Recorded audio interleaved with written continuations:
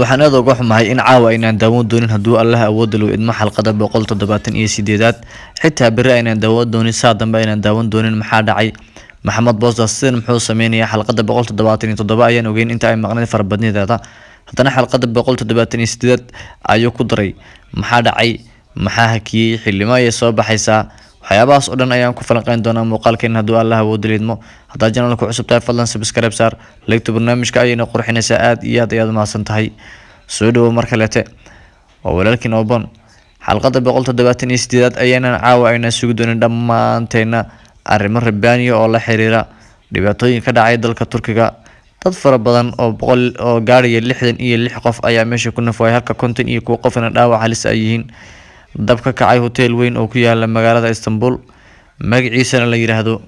Kartalkaya haddaba maxaa iska quseeya hotelkan gubashadiisa iyo in ay baaqato xalqadan 178 macquul ma tahay toddobaadkan inay soo baxdo haddaba waxaan idin sheegayaa in haddaba hotelkan uu ahaa hotel aad iyo aad dadku ay wada jecel yihiin hotel aad iyo aad maxaan ku raaxo u ahaa oo dad fara badan ay gudihiisana ku sugnaayeen xilliga dabka uu ka dhex kacay hotelkan ayaa waxaa la sheegayaa in dhimashada ay gaarayso 66 qof halka dhaawaca halista ah iyo dhaawaca isku jiraan ay yihiin 51 qof dalka Turkigana masiiba marka ay imaado waliba midan oo kaleete ma jirto wax filim ah oo la soo daayo oo dhanka Turkiga ka yimaada maxaa yeelay dhamaantood waxay u baroor diiqaan oo ay la qaybsadeen murugta walaalahooda markaas dhibaatada ay soo gaadhay xalqada 178 waxyaabaha ugu weyn ee u baaqatay waxa kamid ah waa gubashada hotelkan oo ahaa hotel aad iyo aad dad badan ay waxyeeleeyeen inta dhimatay Ilaah jannada ha geeyo inta kale tan Ilaahay u boogadhayo inta muslimka ah haddaba waayay xalqada 178 xilimo ay soo baxaysaa wala shaaciyay midaas xalqadan haddaba 178 waxay soo bixi doontaa haddii Allah awood u idmo 29 January ee 2025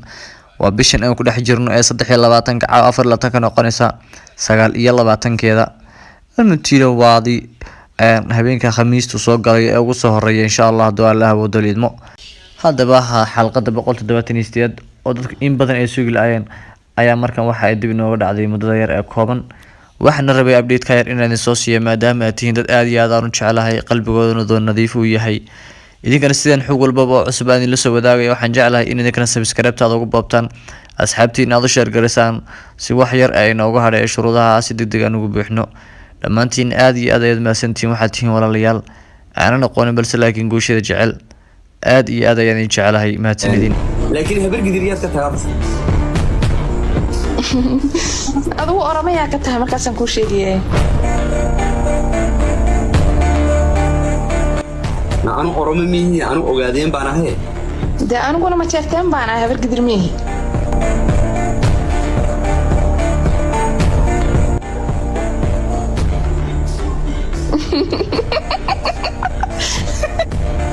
ما أنا أذكركم عين أنا قبيل كي قرب أنا أجلس أفتدي سادي قصة أنا سؤال ما كويدي just question أنا هو ويدين كرتا سؤال كوفر وحويان أنا أقول ترى ما شرتين يا كتاه لكن أنا أقول ترى هبر قدر أنا هبر قدر قرمان نقدم هني نايك هبر قدر سيكون لي كداين عذير